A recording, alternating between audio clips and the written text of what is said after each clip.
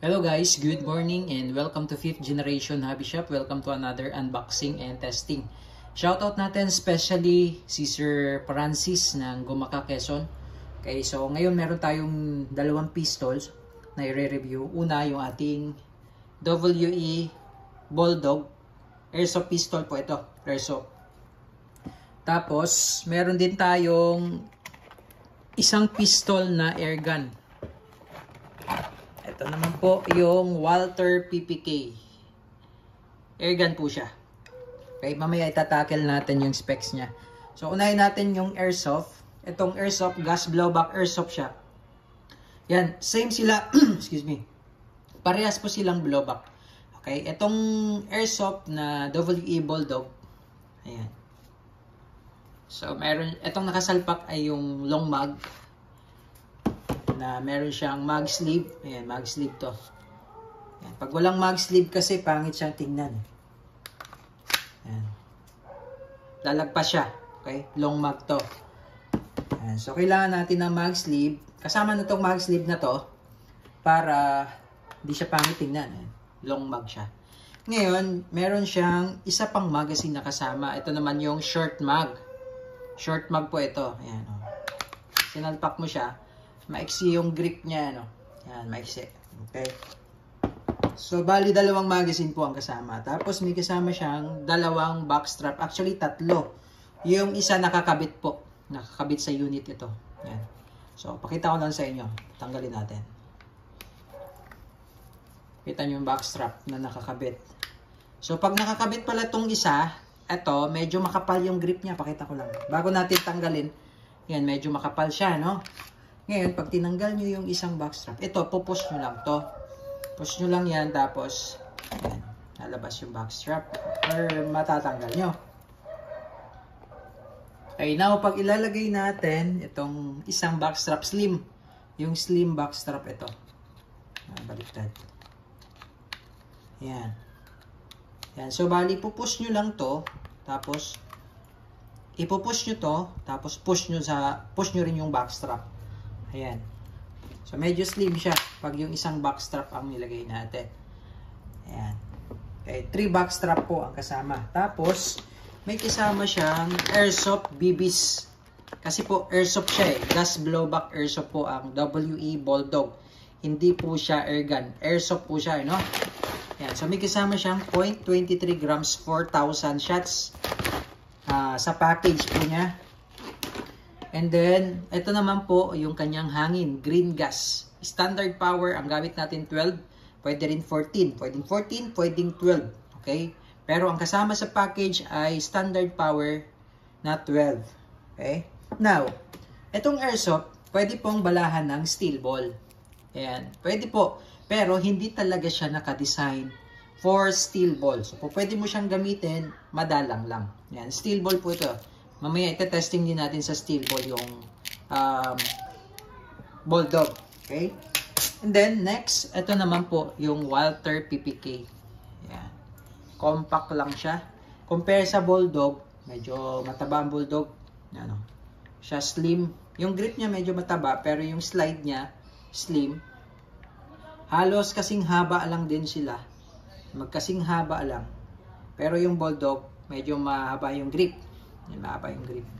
Yan, Walther PPK. Ito namang Walther PPK is an air gun. Yan, air gun na siya. Yan, caliber 4.5mm.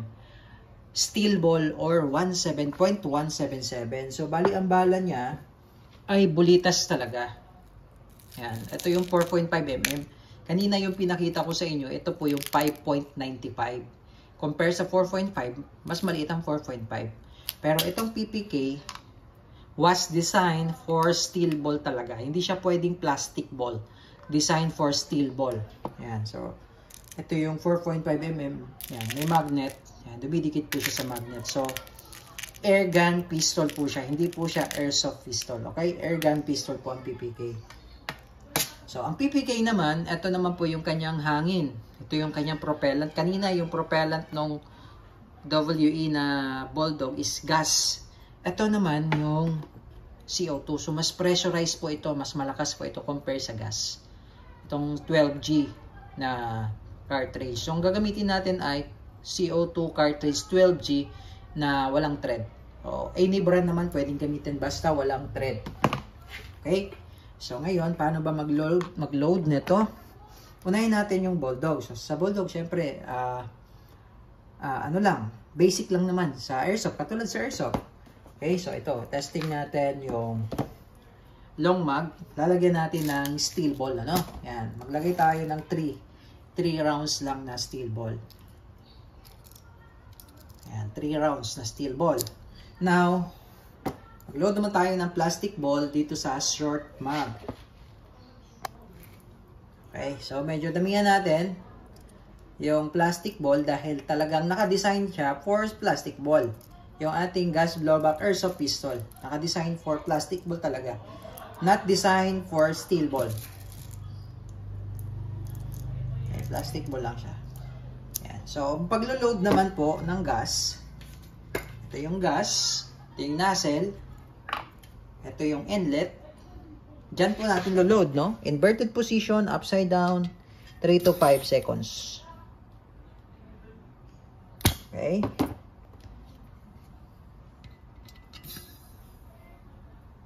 Ayan. 3 to 5 seconds lang kasi wala naman siyang gauge.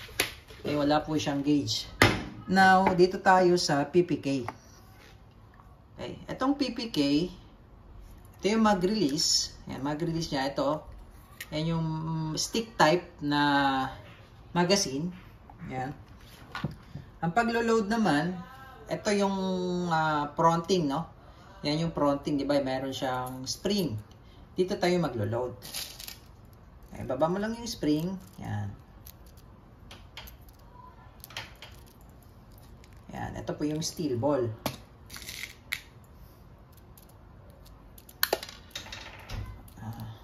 Mamaya check natin kung ilang rounds po itong PPK. So, ito pwede mo siyang punuin dahil PPK was designed for steel ball talaga dahil airgun siya. So, ito po ay 15 rounds, 15 rounder, mid-cap, 3 joules siya. Ayan, blowback, full metal, ayan, single and double action. Ano? Single action only pala. Sorry, single action only. Okay? So, ayan. Ngayon, ito naman po yung CO2 cartridge niya, no? Yung hangin niya. Ayan. So, ito, paglo-load ng CO2, aalisin mo lang yung cover. Ito, cover, ayan. Tapos, may kasama siyang allen. Ayan, allen. Ayan. Tapos, ayan, blowback din siya. Ayan, blowback siya, oh. Ayan. So, full metal siya. Ibang-iba yung tunog sa airsoft. Tapos, dito yung safety niya. Ayan. Yan, S stands for safety. FAR stands for FAR, syempre. No? Pag makikita mo yung red stands for FAR. Tapos, safe. Ayan. Itong nandito sa kabila, sa real steel, dito kasi yung safety. Sa real steel, no? Pero sa airgun, nandito sa kabila, no? Design. Ito yung serial number. Okay? And then, load tayo ng CO2. Para mag-fit yung CO2, pwede natin i-adjust yung screw. Pwede natin i-adjust yan. Para pumasok po yung CO2, ano? Pagka hindi po pumasok, adjust lang natin. Hanggang sa pumasok yung, ayan. Okay? And then, pwedeng hindi natin muna higpitan, pwedeng naka-standby lang yan. For some reason, kung hindi mo naman gagamitin kaagad, pwedeng naka-standby lang. Yan, pwede mo siyang, tatakpan mo lang siyang ganyan. Then, halimbawa, loaded tayo ng steel ball. No, naglagay na po tayo ng bala, bulitas, ayan. So, kunwari, no, yan, naka-ready lang siya, no, for some reason, halimbawa, tsaka mo siya gagamitin kapag, lagay lang natin sa save. Kapag kailangan na kailangan. So, ngayon, yung CO2 na nilagay natin, di pa punctured. So, pag di pa punctured, di pa siya makukonsume. So, nandyan lang yan. Kahit gaano pa katagal yan i-stack mo, nandyan lang yung CO2 na yun.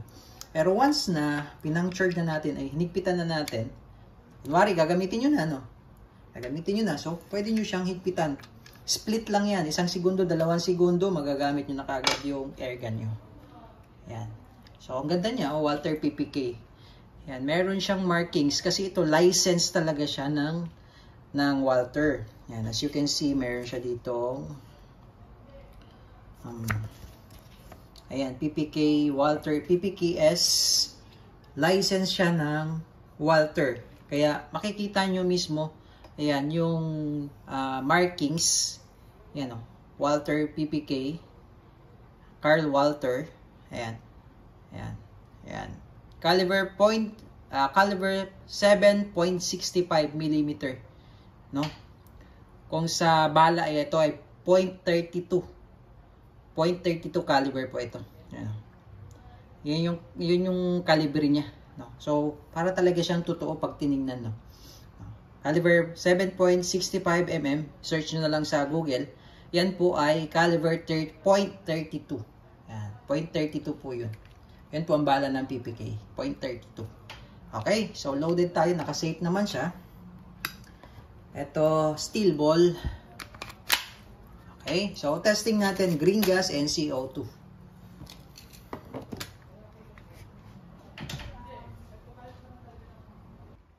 Okay. So, testing po Walther PPK. Yan. Okay, so yun ang ating target. And firing. Okay, so kita nyo naman po, one shot lang. One shot lang ang bote. Yan. So malakas din po ang recoil nito, yung PPK.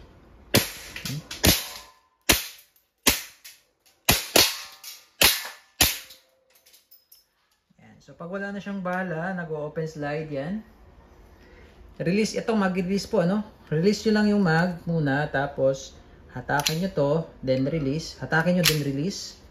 Yan. Pero wag nyo pong kalabitin kasi yung CO2 nasa loob. Puputok yan eh. For safety, release nyo kagad yung mag. Tapos lagay nyo sa safe mode. Ayan. So, ito po yung PPK. Ngayon, dito naman po tayo sa Bulldog. Okay, Bulldog.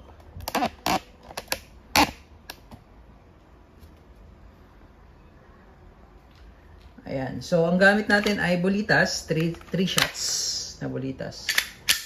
Ayan. Bulldog. Okay, firing. Masap din, no? Basta bolitas talaga. Makakabasag ng bote. So, 3 rounds yun. Then, insert naman natin yung magazine na nilagyan natin ng plastic ball. Ayan, nag-open slide na rin siya. Okay, insert lang mag, tapos hatak release, hammer down, firing.